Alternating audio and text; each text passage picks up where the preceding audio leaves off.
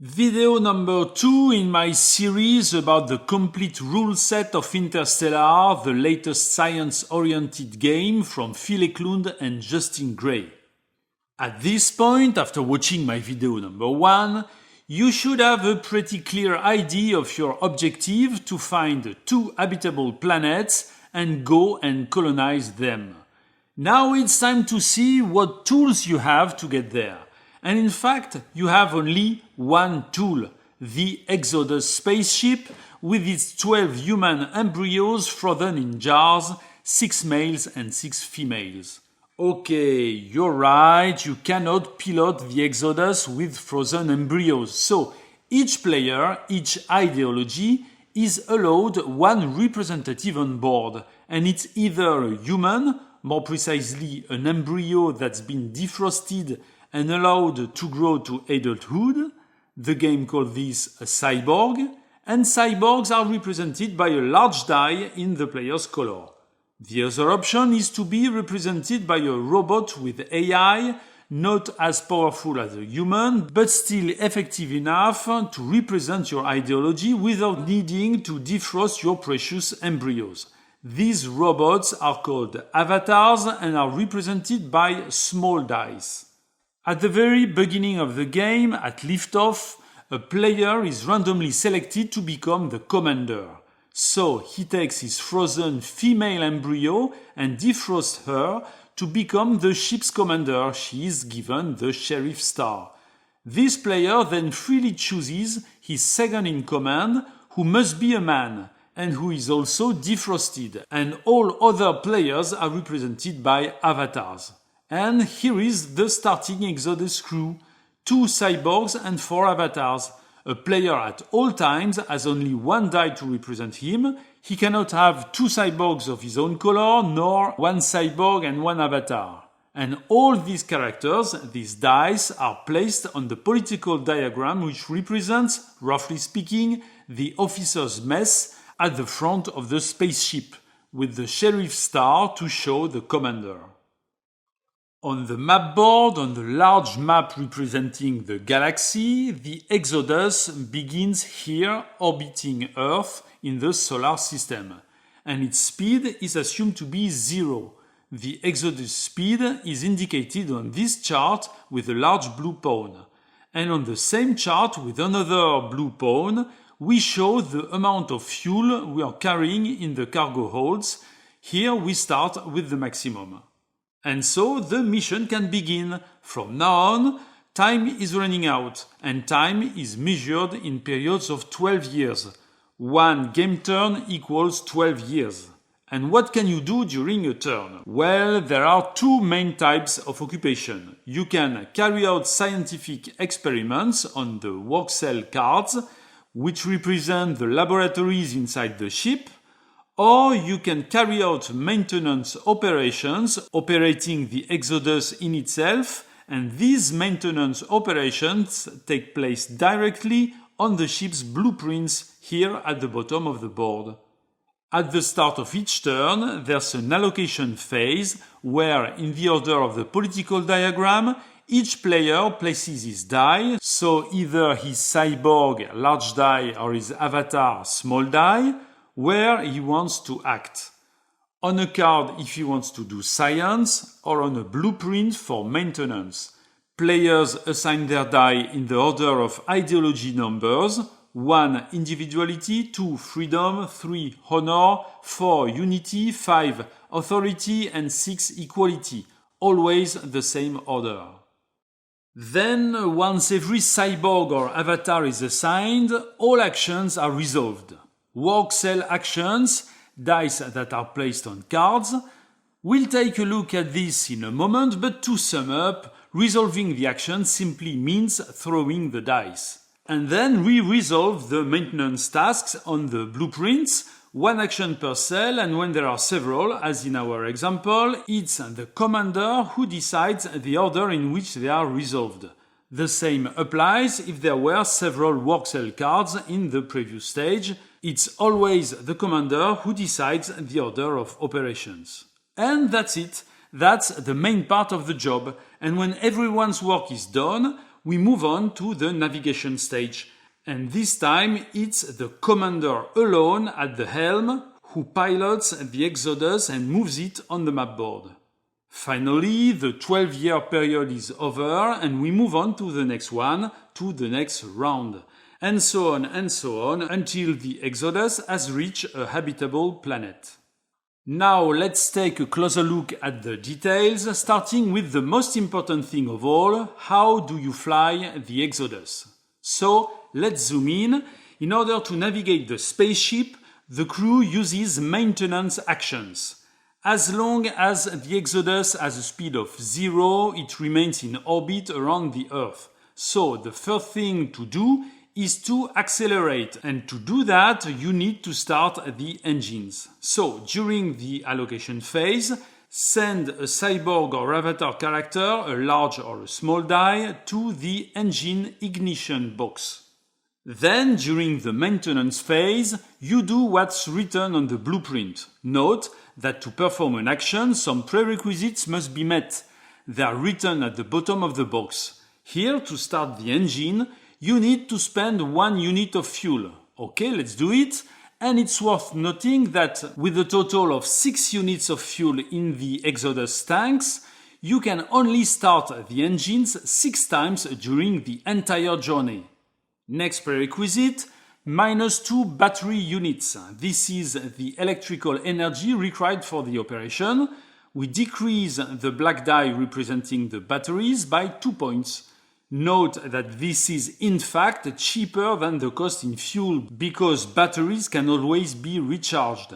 We'll see how in a moment. And finally, the third cost to pay, each crew member suffers 1 point of stress, which corresponds to the neutron and X-ray radiation thrown off by the engines.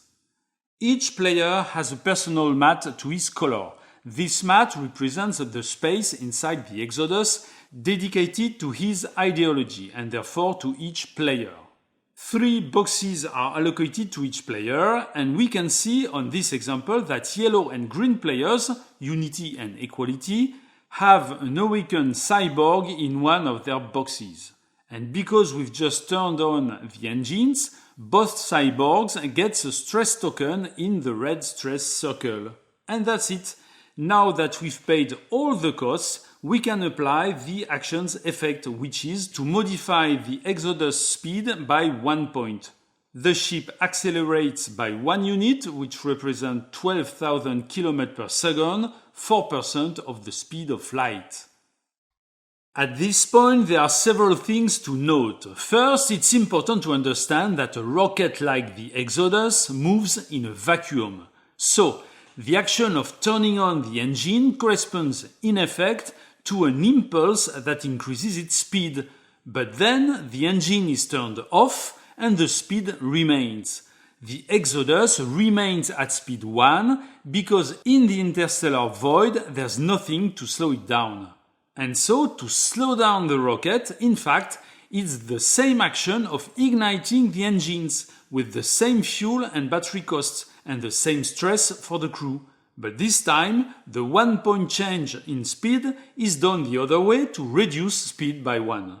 If you do the math, this means that if the Exodus starts from Earth with 0 speed and full tanks, 6 units of fuel, it can accelerate up to speed 3 and then slow down to a stop. And that's it for the whole trip. We'll see that there are other ways of changing the ship's speed, and happily so. But keep in mind that changing the Exodus speed is a long-term decision not to be taken lightly. Back to the game board. We are in the maintenance phase. A white player had played his avatar on the engine blueprint, so he used his action to increase the Exodus speed by 1. Note that even though it's the white player, Honor, who performs the maintenance action with his avatar, it's the commander who is at the helm and chooses whether to increase or decrease the speed. However, she cannot decide not to perform the action and keep the current speed. No, she must accelerate or slow down by 1. Then comes the navigation phase. As the ship's speed is now 1, the commander must move the ship forward 1 dot. This is mandatory. Here, as the Exodus starts out from the solar system, it can leave in 4 different directions, and it's the commander who chooses. Small side note, I've been saying all along that it's the commander who seems to choose everything. But don't forget that fundamentally the mission is cooperative, so players discuss and make decisions together. It's just that in the event of disagreement, in the end, it's the commander who decides. In our example, she chooses to move toward the right of the board. On the other hand, on the next turn, if the speed doesn't change, the commander will have no choice but to go straight ahead. The Exodus can never turn around. Or actually, yes, it can, but it must first reduce its speed to 0, then set off again in the other direction. He cannot, while keeping his speed at 1, do a U-turn, so it goes straight ahead. The ship stops at a crossroads. And at this point, at the end of her navigation phase, the commander must choose which direction to take. She steers the ship where she wants to go, and on the next turn, even if the commander changes, it will no longer be possible to take the other way. The commander makes all navigation decisions. Okay, but where to? In fact, to make her decisions, the commander needs information. So, let's go ahead and guess in advance which planets are the most hospitable for steering the ship in the right direction. Once again, this is a maintenance operation, and it's linked to the life support blueprint. The action is called WISP. A WISP is a very light probe, a kind of sail that the crew can release into space and push from the Exodus with a laser beam. Doing that, they can send it ahead of time to take measurements and photos and determine whether it's worth going in this or that direction. As usual in the allocation phase, a player must place his avatar or cyborg on the WISP box on the life support blueprint. And I'd like to take this opportunity to point out that as there is only one box for each blueprint action, each action can only be performed once per turn, once per 12-year period. And please note that since the order of allocation for cyborgs and avatars is always the same, black, red, white, yellow, purple, green, if 2 players want to do the same action, priority will always go to the one ahead in the player order. And don't cry injustice or imbalance, situations in Interstellar are very often asymmetrical, and this is deliberately so because this is a political game, where you have to know how to discuss and negotiate. Politics, as everyone knows, is only fun if the forces are subtly unbalanced. Anyway, red player, Freedom, has put his avatar on the WISP, and so it's the maintenance phase. Here we go. Quite simple, you start by paying the energy cost. It's written on it, 3 battery points. The Exodus batteries are now at 1, and if you remember, 1 means in practical terms that there's no energy left. So, from full batteries at 6, we switched on the engines for 2 battery points, then launch a WISP for 3 points, and that's it. We are already out of energy. And that's when you realize that the Exodus journey won't be a walk in the park. And what would have happened if there hadn't been enough energy? Well, the action would have been cancelled. Not enough batteries, no WISP. It's as simple as that. Okay, but here's the deal. We've paid for the energy, and now red player takes his die and places it on the board in the same place as the Exodus. In fact, in doing so, he has just opened the airlock and positioned the WISP in space next to the ship, ready to go. Red player's die now represents the WISP on the game board. And it's in the navigation phase that red player can move his WISP. Any movement of a body in space always takes place in the navigation phase. A WISP's movement capacity is always 10 dots, and it can move in any direction. In our example, the red WISP can cover this entire area. And actually, there's only two things a WISP can be interested in. The first is a system, a star, with planets orbiting it. In our example, there are 4 systems within the WISP's range. The solar system we've just left, but we don't really care about that since we know it by heart. Then there's Proxima Centauri, Alpha Centauri, and Barnard Star. Since he knows that yellow suns are more suitable for living than red dwarfs, the player chooses to advance his WISP to Alpha Centauri. There's a label running from the Alpha Centauri star to the yellow sun logo and the water droplet logo. And the effect of the WISP is to randomly draw the yellow air counter and the H2O counter that match these two logos. Bad luck, the air counter indicates no Goldilocks, so no habitable Goldilocks type planet. And that's a pity because the other counter indicated 2 drops of water, so enough to harbor life. But there you go, no Goldilocks means it's all over for Alpha Centauri. Red player gets his die back and the exploration is over. He could do the same for Proxima Centauri or Barnard Star, but a WISP can only do one exploration, so players will have to send another WISP if they want to reveal information about these other systems. And note that the player must get his die back at the end of the navigation phase, no matter what. So there's no point in sending a WISP if there's nothing interesting within 10 dots. The WISP moves forward a maximum of 10 dots and then fades away. And if, unlike in our example, the player discovers a planet that is more or less habitable, he or she is doing humanity a real service, and for that, he or she earns a medallion.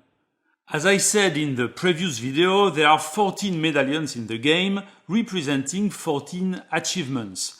These medallions are worth victory points at the end of the mission, and the first of these is the WISP Explorer medallion, which goes to the last player to have revealed a system's air and H2O counters using a WISP. This medallion is only awarded if you've actually found something, so no medallion if the air counter says no Goldilocks, and no medallion if, in the case of a troglodyte site, the counter doesn't match to the planet. And there's only one such medallion, so if another player later discovers air and H2O counters with a WISP, he'll take the medallion from its previous owner. In terms of overall mission victory points, this changes nothing, but you never know. If the mission were to become competitive, it would be important to know exactly who owns the medallion. So, the number one tool in exploration is to send a WISP to a system. But there's something else you can explore, and that's sunlens, meaning that the telescope carried by the WISP can use a nearby star as a gravitational magnifying glass to observe another system located much further away. The places where this can be done are indicated by an arrow symbol. Here, for example, red player launches a WISP, and he moves it to here, a sunless symbol, a gravitational lens that allows observation of the Luhmann 16 system as written on it. Luhmann 16 is here. See how fabulous science is. With the Exodus here, a WISP sent there can study and explore a system all the way over there. In game terms, the player pulls an H2O counter and it's the same symbol as the brown dwarf on the left. So it means we've just found a habitable planet, provided we have a post-human, which isn't the ideal situation. But hey, at least humanity has a lifeline, and the player receives the WISP medallion. And finally, there's a third way to explore, and that's to take a look with the Exodus itself. Let's assume, for the example, that the Exodus speed is 2. Navigation phase, it moves 2 dots forward. Next turn, same thing, 2 dots. And next turn, at the end of its movement, it ends on Proxima Centauri system. It can then explore this system. And there's no need for any maintenance action, because what the crew has to do is just to point their measuring instruments out of the porthole. One player, let's say the commander, draws a red air counter and an H2O counter. And that's half a good news, because the terraforming conditions aren't too tough. You need one nugget and one domesticated goo, but there's no water. But the board shows one basic drop symbol, so you'd be missing just one, which you can always bring along. We'll see later how you can do that. Great, but there are several things to remember about this example. First, it only works with a system. The Exodus cannot use a gravitational lens, sun lens, to explore. Only WISPs can do that. Next, the Exodus must be on the system's dot. For example, on the next turn, since its speed is 2, the Exodus will pass through Alpha Centauri, and it will not be able to explore it. Nor can it explore Sirius with the sun lens, or else it has to pull out a WISP. Finally, please note that exploring with the Exodus directly does not earn you a medallion. Only exploration with a WISP is worthy of entering the annals of humanity. And now you know all about exploration. Exploration always takes place during the navigation phase, just after moving a WISP or the Exodus. You'll also have noticed, and this is a constant in all maintenance actions, that the die we used for the action is not rolled. There is never a die roll to resolve a maintenance action. The die is simply there to represent the cyborg or avatar assigned to the action. At this point, you start to have a plan. Wander through space, explore as much as you can, and as soon as you have found 1 or 2 habitable planets, you move in. Okay, but on your way, there's a problem you must solve: battery consumption. When the batteries are empty, so when technically the die shows a 1, how do you recharge them? Well, this is precisely what the battery blueprint maintenance action does. The effect of this action is to bring the batteries back to 6, its maximum value. Great, that's exactly what we are looking for, but beware of the prerequisite. To use this action, another worker, cyborg or avatar, must also be assigned to the ignition action on the engine blueprint. So, let's assume it's the allocation phase. Gray player decides to assign his avatar to the batteries. He feels it is urgent and that the station's activities are in dire need of electricity. Fine. But first, note that by doing this, he's taking a risk. Because if no other player wants to assign their avatar or cyborg to the engine ignition action, the prerequisite won't be met and the batteries won't be recharged. It's interesting to understand this because it shows how the order in which players assign their workers means that you can try to force your fellow traveler's hand, or on the opposite, to sabotage their efforts by not giving them the support they expect. Here we assume there's a good understanding on board and red player assigns his worker to the engine blueprint. In the maintenance phase, actions are resolved, and it's up to the commander, yellow player, to decide in which order. The normal way to do this is to start with the battery recharging action. This is okay since the prerequisite is met. Another worker is assigned to ignite the engines, so we flip the battery die to its side number 6 and we are in. Then the commander resolves the engine ignition action. This costs 2 points of batteries, 1 point of fuel and requires either increasing or decreasing the Exodus speed by 1. Here the commander chooses to slow down a little, and note that she doesn't have the option of not changing the Exodus speed at all. No, to recharge the batteries, you need a power source. The source is the engines, and if you switch on the engines, you must either accelerate or slow down. And then you see the complexity of energy management, because virtually all maintenance operations use batteries.